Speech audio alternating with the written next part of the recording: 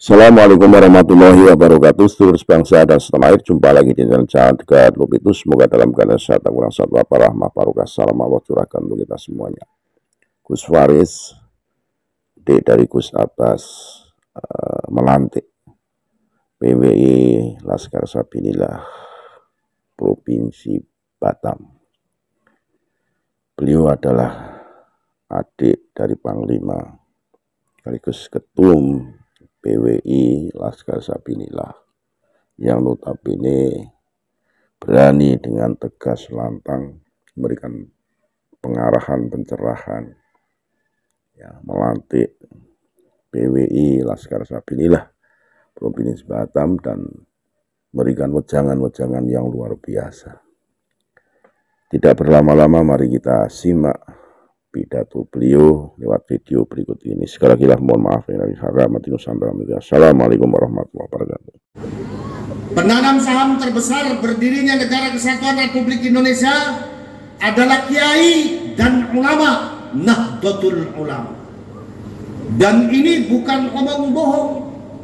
Setidaknya ada dua catatan sejarah yang membuktikan bahwa Kiai dan ulama kita Nahdlatul Ulama adalah pendiri dari Negara Kesatuan Republik Indonesia ini. Yang pertama, dulu di saat negara kita ini terancam krisis kepercayaan dari dunia internasional, di saat negara kita dianggap sebagai negara yang lemah, yang tidak memiliki kekuatan untuk membangun negaranya, di saat negara kita dianggap sebagai negara yang tidak memiliki komitmen untuk membangun negaranya, di saat seluruh tatanan bangsa Indonesia, dari mulai tatanan pejabat sampai politisinya bungkam, tidak ada yang mampu menjawab. Siapa yang menjawab tantangan dunia internasional itu? Tidak lain Kiai dan ulama kita Nahdlatul. Lebih tepatnya lagi tanggal 10 November yang sekarang kita peringati sebagai Hari Pahlawan Nasional. Terebutnya Surabaya dari kekuasaan pasukan sekutu Belanda, dikembalikan ke pangkuan Ibu Pertiwi Indonesia atas jasa dan motor dari almarhum Al-Maghfurlah Kiai Haji Hashim Asy'ari dan almarhum Al-Maghfurlah Kiai Abbas Pondok Buntet Pesantren, kakek saya. Ini adalah momentum sejarah yang sangat diperhitungkan di mata dunia internasional. Kenapa? Sebab sejak saat itu dunia internasional percaya dengan Indonesia, membantu perjuangan Indonesia, membantu kemerdekaan Indonesia sampai Indonesia jadi negara yang berdaulat dan besar seperti ini. Jasanya siapa? Jasanya Kiai dan ulama Nahdlatul. Bahkan sejarah tidak hanya berhenti di sini, hadirin sekalian. Tepatnya lagi dulu, di saat negara kita ini terancam krisis kepercayaan dari dunia Islam internasional, di saat Soekarno-Hatta dipertanyakan secara hukum syariat atas kedudukannya menjadi seorang presiden dan wakil presiden, di saat seluruh tatanan bangsa Indonesia, dari mulai tatanan pejabat sampai politisinya bungkam, tidak ada yang mampu menjawab. Siapa yang menjawab tantangan dunia Islam internasional itu? Tidak lain Kiai dan ulama kita Nahdlatul Ulama. Lebih tepatnya lagi tahun 1946, beliau almarhum Al-Maghfurlah Kiai Haji Abdul Wahid Hashim beserta 5 orang ulama lainnya sebagai utusan dan mandat dari Jam'iyah Nahdlatul Ulama maju di tengah-tengah konferensi negara-negara besar Islam dunia yang sekarang dinamakan dengan OKI. Dengan tegas beliau mengatakan bahwa seluruh kiai dan ulama Nahdlatul Ulama, seluruh pesantren di bawah naungan Jam'iyah Nahdlatul Ulama sepakat menyatakan sah atas kedudukan Soekarno dan Hatta sebagai presiden dan wakil presiden dengan dasar hukum al-waliyul amri ad-daruri bisyauqah. Semua negara Islam taslim kepada Indonesia, membantu perjuangan Indonesia, membantu kemerdekaan Indonesia, bahkan membantu dakwah Islam yang ada di Indonesia sampai Indonesia jadi negara yang Islamnya lestari seperti ini. Jasanya siapa? Jasanya siapa? Kiai dan ulama NU. Jawab dong. Ditanya jasanya siapa? Ini emang kalau ngomong sama potongan begini susah, manggut-manggut doang. Sangka ngerti, pulang pengajian di perempatan ditanya, mau Gus Faris ngomong apa? Empuk gak kaki paham jare, ngejancuk.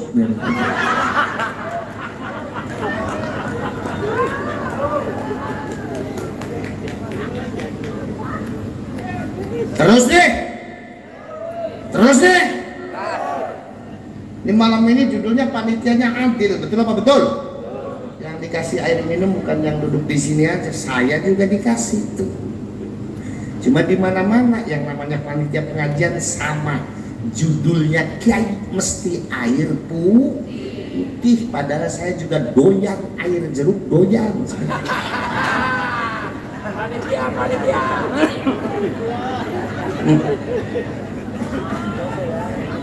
Terus.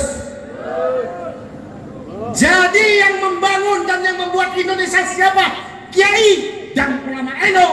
Maka kalau ada kelompok atau golongan mengatakan kalau Kiai NU cuma numpang hidup di Indonesia, ada kelompok atau golongan yang mengatakan kalau NU tidak pernah punya jasa sama Indonesia, tanyakan kepada mereka, tahu apa mereka tentang Indonesia dan pernah berkorban apa mereka untuk Indonesia? Ayo jawab.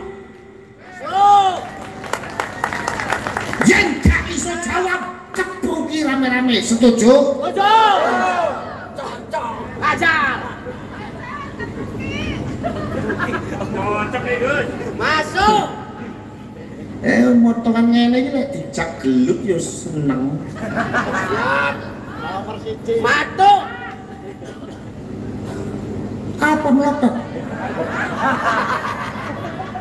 Gak usah melotot Pak, biasa aja. Ya maklumin aja Pak, saya kalau ngaji belum dikasih makan begini. Wong tadi saya datang panitia pisang bolu. Biasa saya udah lapar dari hotel, ada pisang sama bolu, bismillah tak sikat, alhamdulillah kenyang. Karena yang membangun dan yang membuat Indonesia ini Kiai dan ulama NU, maka yang berkewajiban menjaga Indonesia kita orang NU. Maka di dalam ini saya ingin disaksikan oleh seluruh masyarakat Batak. Saya jamin selagi di Indonesia masih ada NU, maka TNI gak usah takut. Kalau negara ini dijajah oleh negara lain, maka akan ada jutaan kader NU, jutaan santri NU, jutaan warga NU yang bismillah bersama Kiai NU berada di belakang TNI untuk sama-sama mempertahankan negara kesatuan Republik Indonesia. Malam ini saya jamin, kalau di Indonesia masih ada NU, polisi nggak usah takut. Kalau negara ini banyak pengacau, maka akan ada jutaan warga NU, jutaan Kiai NU, jutaan kader NU, jutaan santri NU yang bismillah berada di belakang polisi untuk sama-sama mengamankan negara kesatuan Republik Indonesia ini. Saudara-saudara kita dari non-muslim gak usah takut, selagi masih ada NU di sini, saudara-saudara kita yang beragama Katolik di Indonesia akan tetap menjadi saudara sebangsa bagi kita. Saudara-saudara kita yang beragama Protestan akan tetap menjadi saudara kita sebangsa. Begitu juga dengan teman-teman yang beragama Hindu, Buddha, Konghucu, selagi masih ada NU, mereka tetap menjadi saudara sebangsa kita. Gak usah dikekroki. Ora ana air jeruk.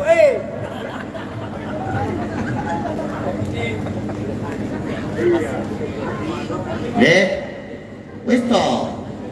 Saya NU yang membuat negara kesatuan Republik Indonesia ini, dan saya yakin kalau di hari ini Wali Songo masih hidup, maka mereka pasti akan memilih Nahdlatul Ulama. Bukti, saya cucu dari Sunan Gunung Jati. Begini saya cucunya Sunan Gunung Jati. Apa ini? Masuk. Apa?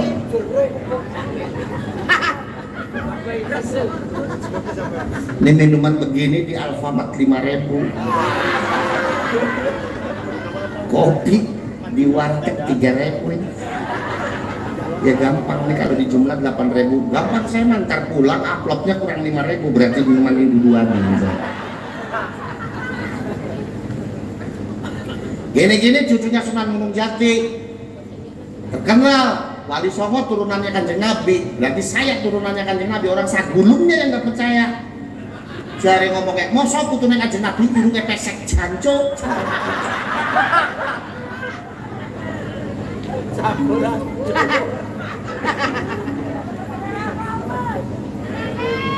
Maka malam hari ini momentum penting bagi kita, jaga Negara Kesatuan Republik Indonesia. Orang NU haram hukumnya menentang perintah pemerintah yang sah. Orang NU haram hukumnya menentang kepolisian. Orang NU haram hukumnya menentang TNI. Orang NU berkewajiban menjaga Negara Kesatuan Republik Indonesia. Maka malam hari ini siapkan diri kita sebagai kader NU. Yuk, bismillah, balik berjuang dengan para kiai dan para ulama NU-nya untuk agama, bangsa dan negaranya. Insya Allah selamat dunia dan akhiratnya.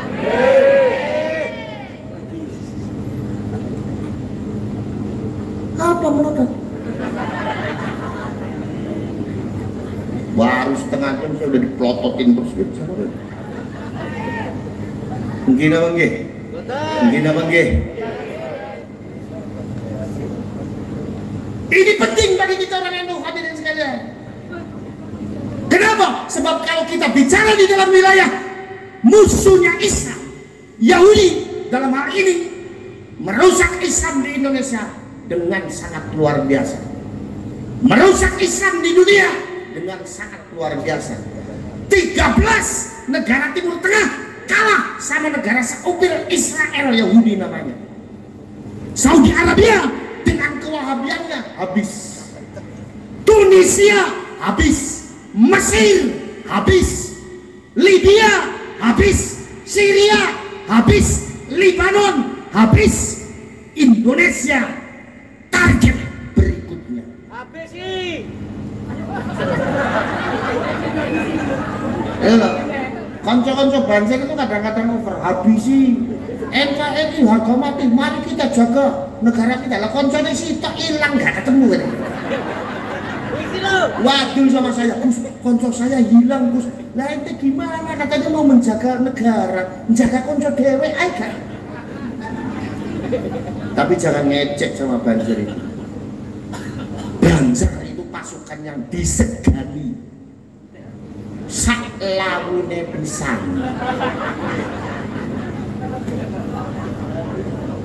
Ada orang yang ngecek sama Banser, bilang begini, Banser itu pasukan yang tidak agamis. Loh, kata siapa? Banser ini pasukan yang paling agamis. Saya dulu pernah jadi ketua PCGP Ansor Kabupaten Cirebon. Ceritanya ada upacara pembukaan Diklat-Sar Satkorcap Banser Kabupaten Cirebon. Yang jadi komandan upacara sahabat Banser, yang jadi pembina upacara saya. MC-nya ngomong, laporan komandan upacara kepada pemimpin upacara bahwa upacara akan segera dimulai. Konco Banser lapor upacara pembukaan Diklat-Sar Satkorcap Banser siap dimulai. Tahu pulau laksanakan. Konco Banser jawab, insya Allah. Lata Islami ta, leres. Bener Pak, insya Allah sedoyo kersane Gus Lowo. Kalau Gus Lowo gak kerso mati kabeh. Gak ono upacara. Jangan ngecek sama Banser.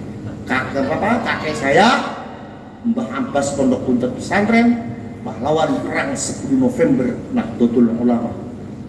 Beliau pernah menyatakan, saya yakin betul pasukan Rasulullah yang tersisa di hari ini adalah Ansor dan Banser.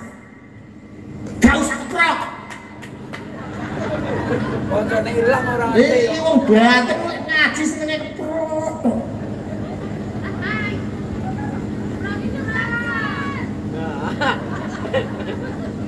Cuma bedanya apa, Gus? Bedanya orang Yahudi belum berani datang langsung ke Indonesia. Mohon maaf, saya ngomong begini bukan kata orang, Pak. Karena saya pernah diutus untuk mengadakan penelitian radikalisme Islam transnasional. Orang Yahudi belum berani datang langsung ke Indonesia. Kenapa? Karena akidah Ahlus Sunnah An-Nahdiyah kuat di Indonesia, alias karena ada NU. Orang Yahudi itu cuma takut sama orang NU. Kenapa? Karena orang NU dengan siapa saja dekat. Betul apa betul? Orang NU dengan siapa saja berteman. Betul apa betul? Orang NU dengan siapa saja bersaudara. Betul apa betul? Yang kedua, NU sebagai organisasi Islam terbesar di dunia. Loh, ning Batam, Pak, sing NU bukan cuma kiainya, sak lonte-lontene.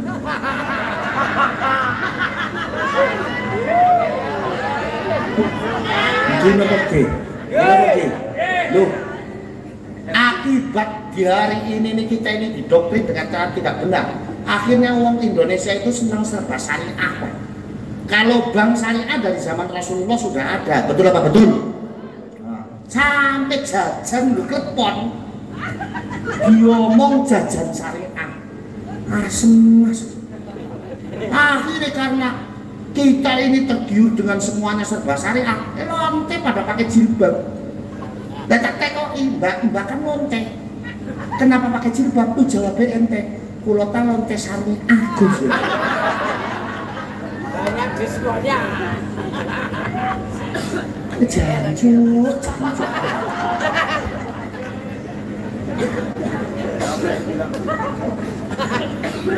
Nggih nawang nggih.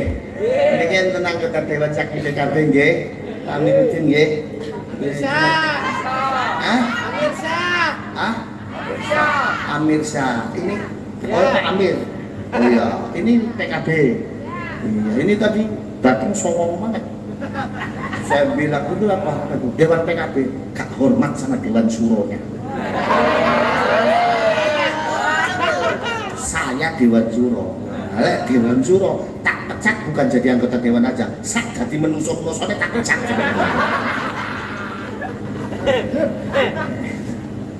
Matur nuwun nggih Pak Dewan bisa hadir di sini.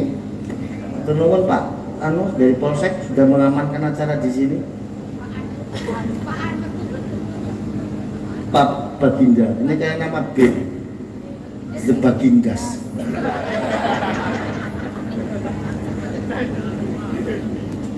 Terus. Yang kedua, kiai dan ulama NU tidak tinggal diam. Lihat kiai kita, biar sudah sepuh, nggak dapat gaji dari mana-mana, masih ikhlas ngurus pesantrennya. Betul apa betul? Coba lihat kiai kita yang muda nih, ada Habib Fahmi, ada Kiai Masuri. Dari dulu saya ke Batam sampai sekarang, you masih kere. Masih kurus kere. Tapi ikhlas ngopeni Nahdlatul. Kapan ngomongnya? Ini sih disalahkan anggota dewan ini. Kiai nek kere anggota dewan medit. Apa itu? Yo gak usah nunggu dilantik.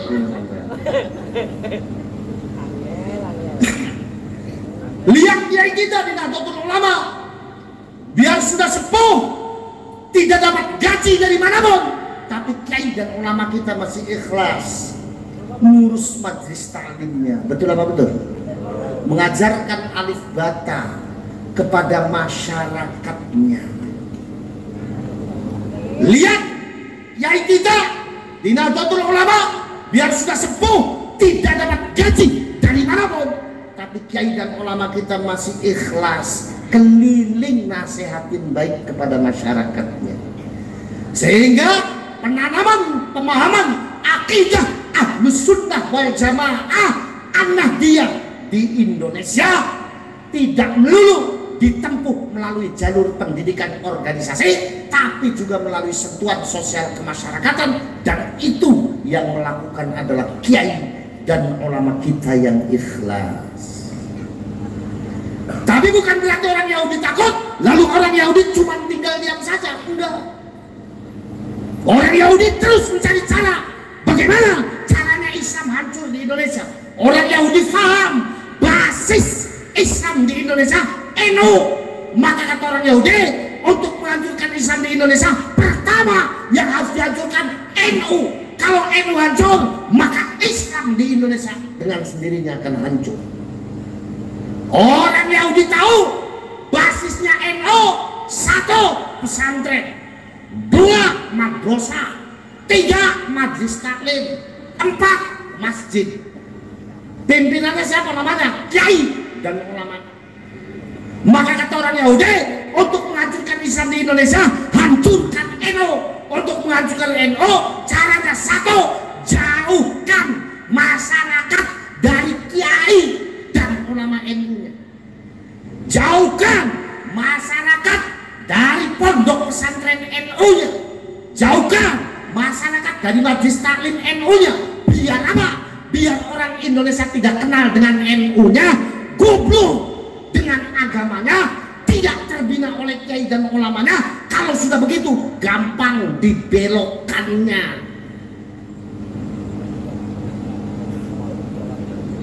Apa pendapat?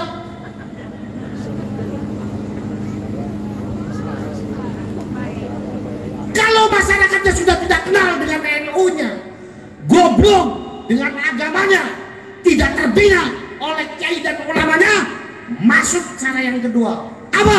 Perbanyak aliran sesat di Indonesia. Kebukti apa kebukti? Kebukti apa kebukti? Lihat zaman reformasi, di saat kiai dan ulama NU dilecehkan di Indonesia banyak muncul aliran yang enggak karu-karuan. Betul apa betul? Pertama reformasi ada aliran namanya aliran Islam murni, yang kalau sholat isya 30 perempuan, 30 laki-laki. Setelah sholat listriknya dimatiin, nubruk sedapat-dapatnya. Saya tadinya mau ikut saya. Cuma bubar dulu. Kata saya ngomongnya aliran cocok banget buat kiai muda ini, kata saya. Yang paling enak saya, Bu, santri pondok pesantren jumlahnya 17.900.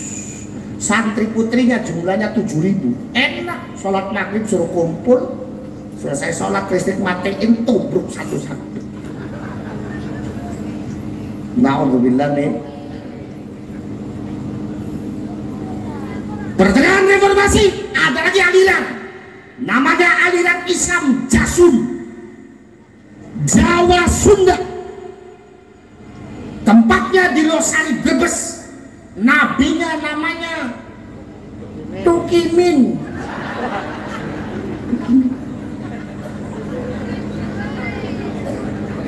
Tukang bakso ngaku jadi nabi namanya Tukimin. Kata saya, masa nabi namanya Tukimin? Ya mesti gak penak, terutama teng sholawatane. Mosok kayak tadi saya beli ketimpringin rebana, sallu ala Tukimin. Na'udzubillah min. Jadi tadi hadronya bagus, yang dibacanya benar, jangan salah hadroh. Banyak hadroh yang nyanyi disangkanya itu burdah, tapi nyatanya itu nyanyi biasa. Awas, yang selektif ya. Kalau baca sintudurar yang dibaca. Baca Maulid Barzanji, kalau NU sanadnya di Maulid Barzanji. Awas jangan salah, biasanya cuma asal bahasa Arab doang dilantuni. Marartu ala diyar layla ugabbiru dal jidar wal jidara wa ma hubbu diyar syafarna qalbi walakin hubbu man sakanat diyar. Itu bukan murka, itu syairnya Kais kepada Laila. Jatuh cinta ya? Marartu ala diyar, saya melewati sebuah rumah, lalu kuhadapkan badan ini ke dalam rumah tersebut. Tapi sesungguhnya aku menghadap rumah itu bukan karena aku mencintai rumahnya, tetapi aku mencintai orang yang ada di dalam rumahnya.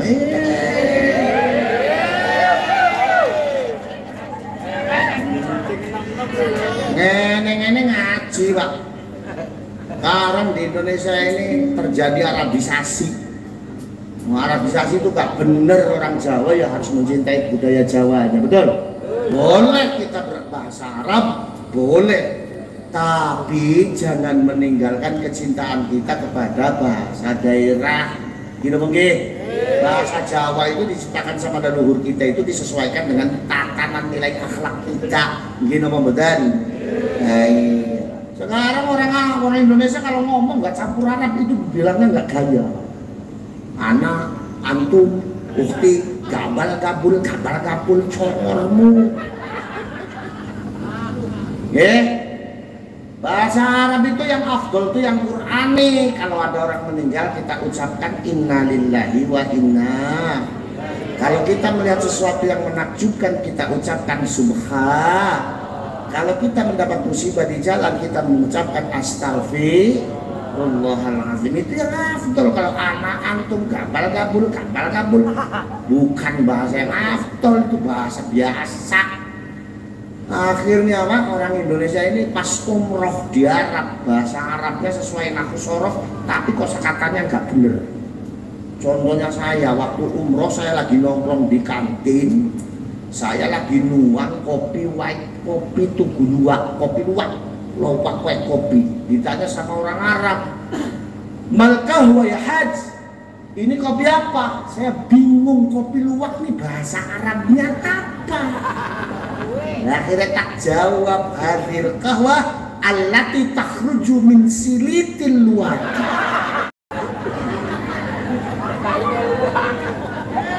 Ayo siapa sing bisa bahasa Arab kopi luwak apa? Ya mesti susah dong. Lah kanca saya yang di sampingannya, Gus, kalau kapal api apa Gus bahasa Arabnya? Safinatun nar. Nggak boleh kita ini. Wong Jawa harus mencintai Jawanya, betul apa betul? Orang Melayu harus mencintai Melayunya, betul apa betul? Orang Medan harus mencintai kemedanannya, Pak Baginda. Orang Padang itu harus mencintai kita, ini harus mencintai keindonesiaan kita. Nasionalisme kebangsaan diajarkan oleh Rasulullah. Rasulullah tahu ana Arabiyun, saya Arab. Barang siapa yang membenci Arab berarti membenci saya. Hadis itu konteksnya adalah nasionalisme kebangsaan. Bukan berarti hadis itu mengajarkan kita untuk mencintai orang Arab, bukan. Kalau hadis itu diartikan kita ini diperintahkan mencintai orang Arab, pertanyaannya apa yang harus kita cintai dari orang Arab sekarang? Ayo, orang Arab, orang yang kerap kali mempermainkan hukum agama. Yang namanya orang Arab paling gampang ingkar janji. Orang Arab, orang yang paling sering mengkambing hitamkan TKW kita. Contoh kasus Fatimah. Fatimah dituduh membunuh anak majikannya sampai dia terkena hukum pancung. Setelah diteliti oleh Interpol, ternyata yang membunuh bukan Fatimah, tapi yang membunuh paman anak itu sendiri. Apa yang harus kita cintai dari orang Arab sekarang? Bawa tasbih, ngucap subhanallah, melonte tetap.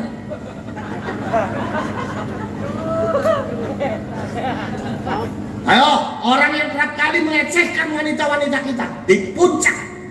Siapa yang marah kawin kontrak di sana? Orang Arab, Pak. Orang Arab di sana. Jadi hadis itu bukan itu.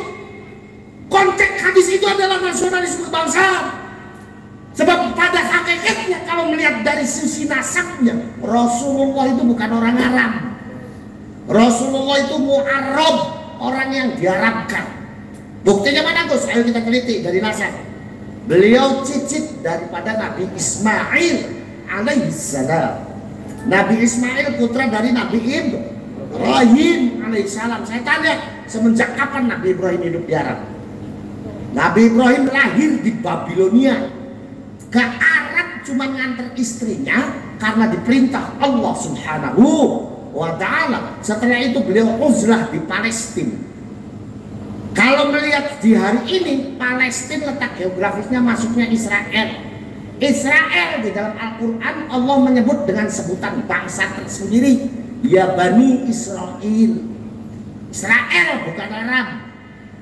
Jadi Nabi Muhammad sejatinya bukan orang Arab. Beliau Arab, orang yang diarabkan. Tapi beliau mengatakan ana Arabiyun. Itu konteksnya adalah nasionalisme kebangsaan. Nabi Muhammad mengajarkan kepada kita untuk mencintai bangsa. Maka kalau kita mau mencontoh Nabi Muhammad lewat hadis tersebut, ketika beliau mengatakan ana Arabiyun, maka jatuh kepada umatnya kita di Indonesia, katakan ana Indonesia. Kalau beliau mengatakan siapa yang membenci Arab berarti membenci saya, jatuh kepada kita umatnya yang di Indonesia, katakan siapa yang membenci Indonesia berarti membenci saya. Ngerti orang? Ngaji. Sabar Gus. Wajar ngono iku lah, kiyaine diatur-atur. Betul apa betul? Betul apa betul? Belum lagi di Indonesia banyak muncul nabi-nabi palsu. Pertengahan reformasi ada nabi namanya Musadek, pelatih bulu tangkis ngaku jadi nabi, dapat wahyu dari Bogor. Kata saya ngomong, saya maka Bogor menang Natales bapak, cek saya.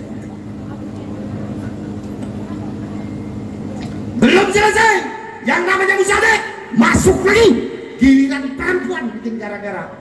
Orang Batam harus tahu, yang membuat aliran sesat di Indonesia itu ada yang menduiti. Siapa yang menduiti? LSM Yahudi yang markasnya di Melbourne, Australia.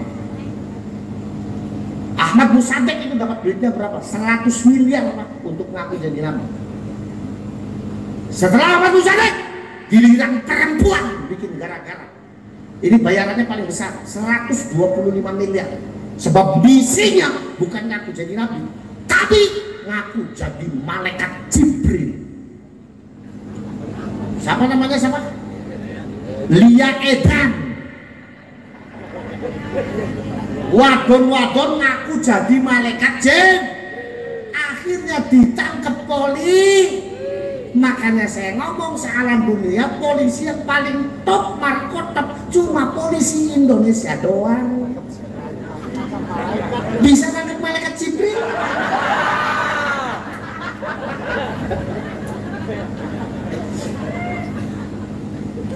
Saya pernah Pak, habis ngaji dari Jakarta pulangnya mampir ke supermarket gede namanya ITC Cempaka Mas Jakarta. Lagi enak-enaknya saya berdiri, kata satpamnya ngomong, Pak, minggir Pak, minggir. Ada apa Pak Satpam? Malaikat Jibril mau lewat. Saya tunggu-tunggu gak tahu yang keluar siapa. Si Lia Edan itu. Tak buntutin dari belakang. Gak tahu masuknya kemana. Supermarket. Lagi apa Gus? Nyuwun sewu nggih. Lagi milik kutang.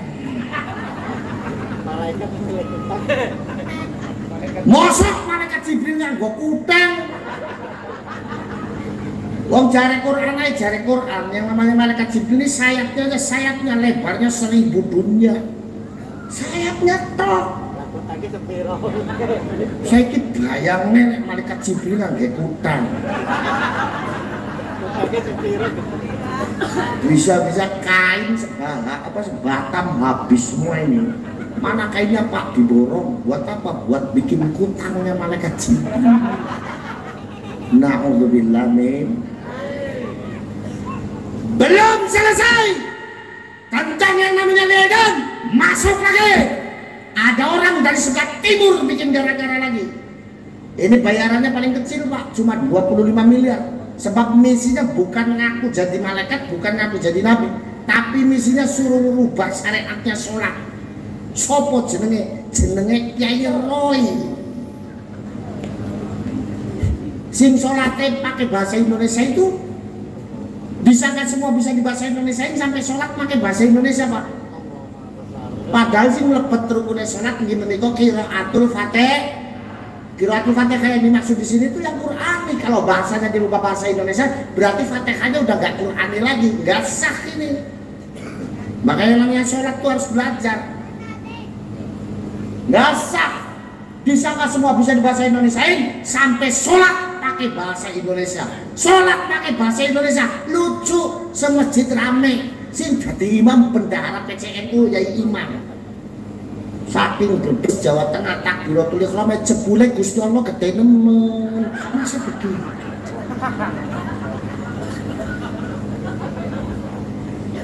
Enggak begitu masa sholat begitu. Disangka semua bisa di bahasa Indonesia. Iya sih iya, tapi yang nggak begitu-gitu juga.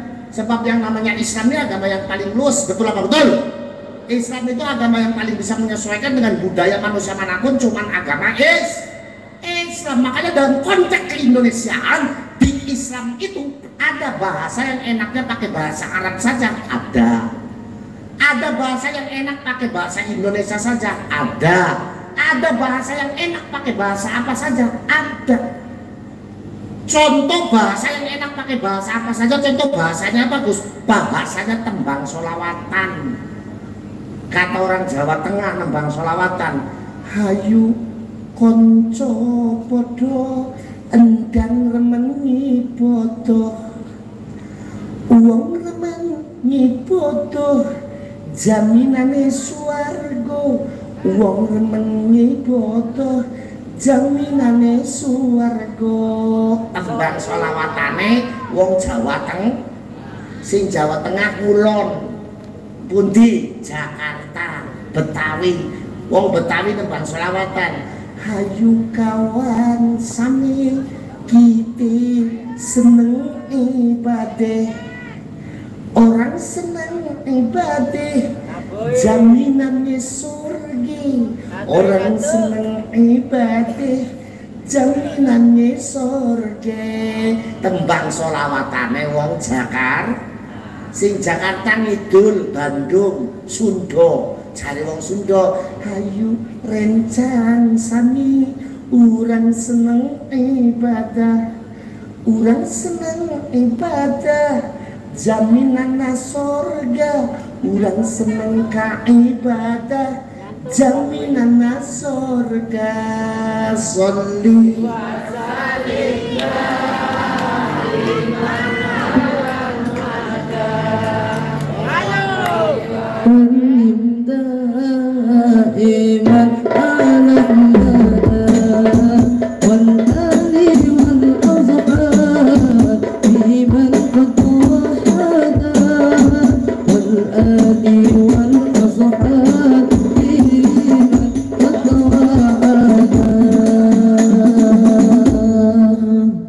berarti kesimpulannya tembang sholawatan itu enak pakai bahasa apa saja, betul apa betul? Yang kedua, di Islam ada bahasa yang enaknya cuma pakai bahasa Arab aja. Ada Pak, ada Bu. Jangankan di bahasa Indonesia kan, lagi Jawa yang biasa kita ngomong aja nggak enak ada. Contoh bahasanya apa Gus? Bahasane azan. Sok gak percaya ngendi-ngendi azan penake mung nganggo bahasa Arab tok. Ibu-ibu nang Amerika azannya pakai bahasa Arab Bu. Bapak-bapak nang Eropa azannya nganggo bahasa Arab Pak. Sebab penake kados napa suarane azan pakai bahasa Jawa, Jawanya Jawa Tengah gak penak. Contoh, Gusti Allah gede banget, Gusti Allah gede banget. Penak napa mboten? Penak napa mboten? Sing terakhir nang Islam enten bahasa sing penake mung nganggo bahasa Indonesia tok. Ada bahasa yang enaknya cuma pakai bahasa Indonesia saja. Jangan kan di bahasa Arab kan. Lagi Jawa yang biasa kita ngomong aja nggak enak ada. Contoh bahasa apa? Bahasanya lagu Indonesia Raya.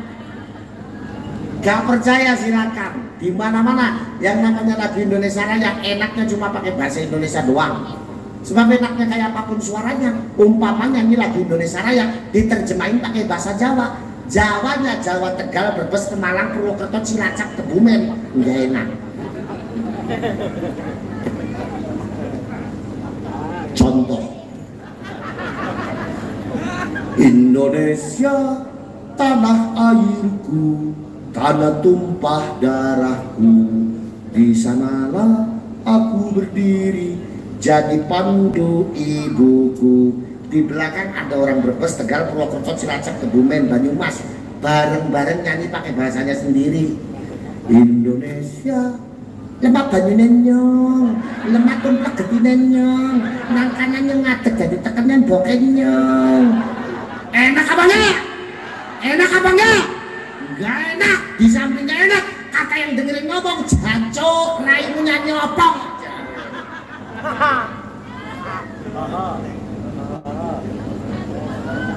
Gini mungkin,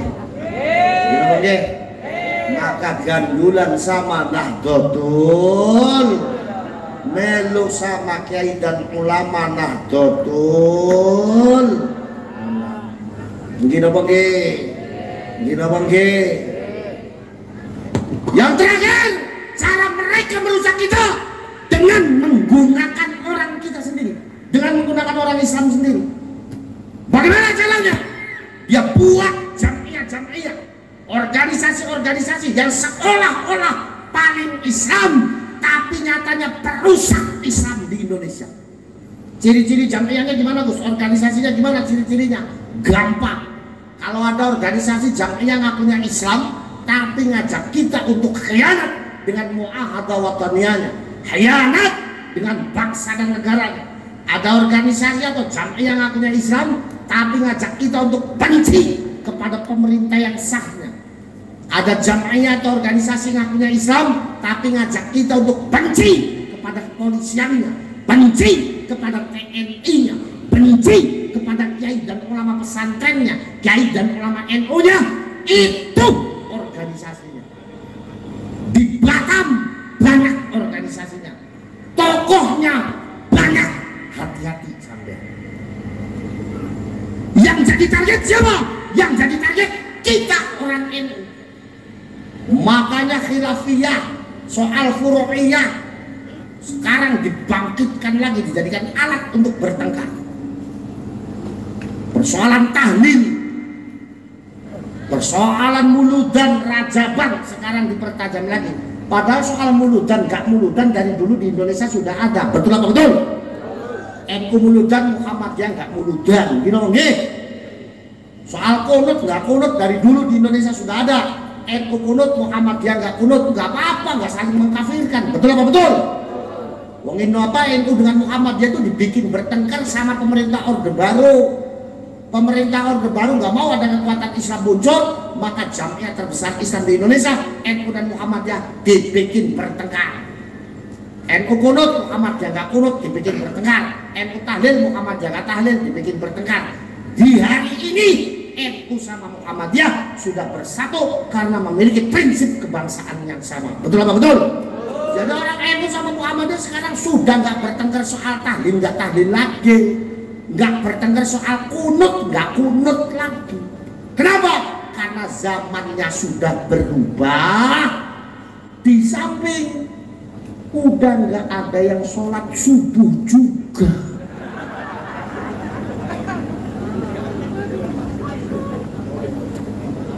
Sekarang dipertajam. Makanya kalau ada orang begini jawabnya nggak usah pakai dalil, sayang-sayang mulut kita. Terus gimana Gus? Gak perlu kerja. Makanya tak jawab sama saya. Raimo, wani ngaran ke mulutan ke rajaban, suku gelut kayak karo aku. Kata teman saya ngomong, emang kenapa Gus? Lah saya yang paling dirugikan saya.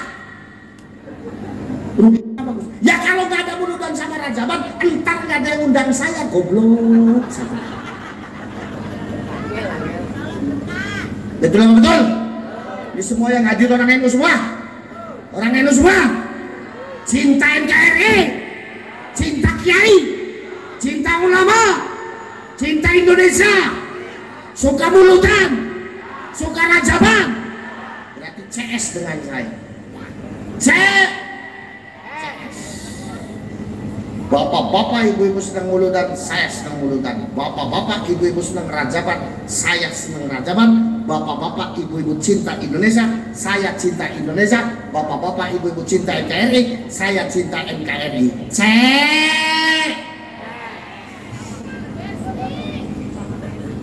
Maka karena CS,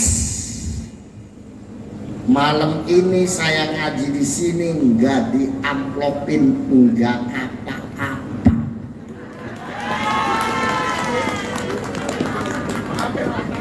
Ikhlas.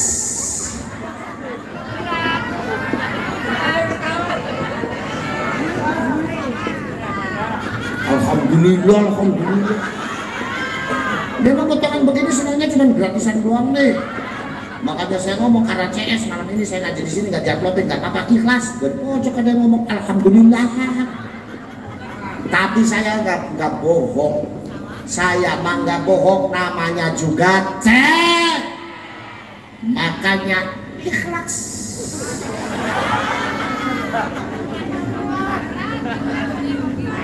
Nih senyumnya senyum nggak percaya ini. Bener.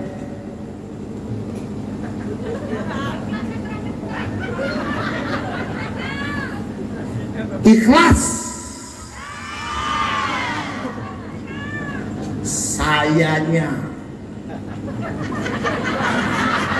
yang ikhlas, sayanya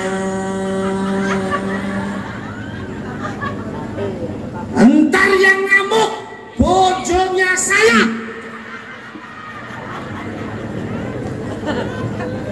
Udah gini aja deh, saya mau jujur sama orang Sagulung, boleh gak? Wong Sagulung, wong Sagulung, wong Sagulung, boleh saya jujur, boleh? Jujur nih orang Sagulung. Yang namanya saya ini sering bertengkar sama istri gara-gara amplop tuh. Iya, terutama kalau habis dipanggil di kampung, saya pasti pulang ditanya, Gus, amplopnya mana Gus? Amplopnya, kata istri saya. Saya bilang nggak ada dek. Emang jenengan ngaji di mana sih Gus? Di kampung. Di mana? Sagulung. Terus NU. Jadi gimana Gus? Ya udah ikhlas-ikhlasan aja, kata saya. Jawab istri saya apa? Jawab istri saya, emang orang bisa kenyang pakai ikhlas Gus, kata istri saya. Makanya jujur orang Sagulung, saya tuh sering bertengkar sama istri gara-gara amplop tuh sering. Makanya daripada besok saya pulang ke rumah bertengkar sama istri gara-gara malam ini saya nggak diaplopin, mending panitianya aja yang saya gebukin.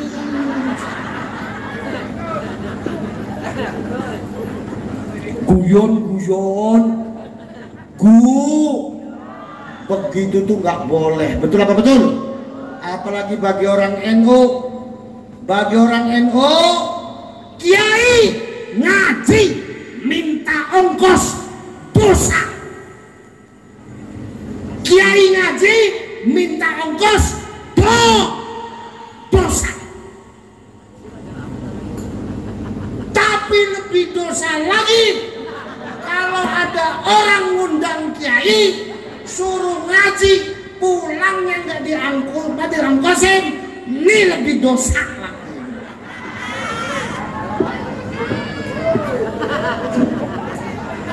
Enak ngobrol sama orang NU, enak, betul apa betul? Ngobrol sama orang NU enak, betul apa betul? Makanya saya ini NU tulen Pak. Saya kalau dipeset tangan saya, darah saya akan bicara. Saya orang NU. Saking NU-nya saya bisa membedakan mana fatayat, mana muslimat dengan mata tertutup. Gak percaya, ayo buktiin. Tutup mata saya, suruh lewat. Gus, ini fatayat atau muslimat? Saya bisa tebak. Gimana caranya Gus? Gampang. Dari baunya. Kalau yang lewat baunya masih bau parfum toko, berarti fatayat. Tapi kalau yang lewat baunya sudah parang kocok, GPU, obat urut, minyak angin, berarti muslimata. Saya ini bis. Betul-betul. Makanya gandulan dengan kiai dan ulama. Wong sagolong, gak usah nyari guru alternatif. Guru kita adalah kiai dan ulama. Nah, betul. Maka malam hari ini saya kosam di hadapan Allah Subhanahu wa taala. Wallahi tallahi billahi, saya Muhammad Faris Al-Husaini, saya siap menjadi saksi keislamannya orang Sagolong, menjadi saksi ke-NU-nya orang Sagolong besok di hadapan Allah Subhanahu wa taala, yang di hadapan baginda Rasulullah sallallahu alaihi wasallam.